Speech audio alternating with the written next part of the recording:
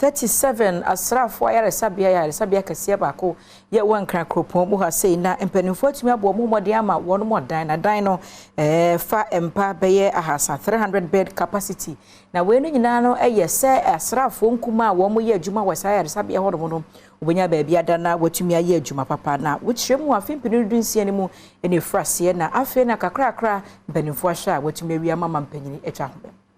Esa ne se empanyinfo a wonom eda 37 aban ayaresabia no ewo pepa se asrafo nkuma woye adwuma ewo honom no obenya baabi pa edi wonti a 20 afimpinu ene dunsia mu ene wo hya asiesi wo si saa dan yi ama wonom nanso afimpinu ene eduwotwe mu esa ne se na wonom sika eswanti wantumi anto aso a wogya dan no esi honom empanyinfo ekiremu se na aka ohamu abupen aduonum na anka wasi saa dan awie. Medical Director wada 37 aban ayaresabia ya no Brigadier General Raymond Ewuzi edin chiremu eto yamani boni enim. The military hospital, being one of the biggest units in the Ghana Armed Forces,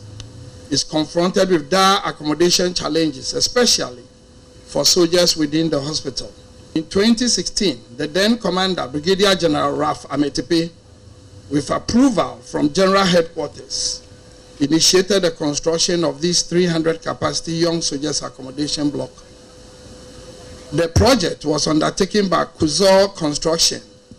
and was funded using the hospital's internally generated funds.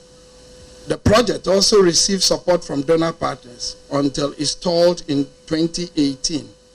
Na enam sansemi nsunti na Jaspon Group ya Executive Chairman Joseph Siao Ejapon da no abua ya wode Ghana sika no opipinum ema wonom sebe ya obetumi esisa adan awie ya ne nyina mu no wokiremu a eka wonom corporate social responsibility. Considering the cordial relationship that has existed between our institutions and also in line with our mission, we decided to embark on the 37 Military Hospital Junior Officers Accommodation. I am very elated that this project is finally completed at the cost of 5 million Ghana cedis, of which we are all here gathered for this ceremony. Omapeni adodanko akufuado ene ko bie saa dan yi ano na wono nso edit udwa se wonom ewon hyehye a wo hwe ani mu kwan se adwumadie bi a wo hya ase afimpinu ene dunsia mu a wontum ennuye no obebomodin ase wo bewie ni nyina. Government is also striving to complete stalled SNET and Ministry of Defense projects commenced in 2016 to add to the accommodation stock. These, together with ongoing accommodation projects, will provide some 3,000 accommodation units for the Ghana Armed Forces soon.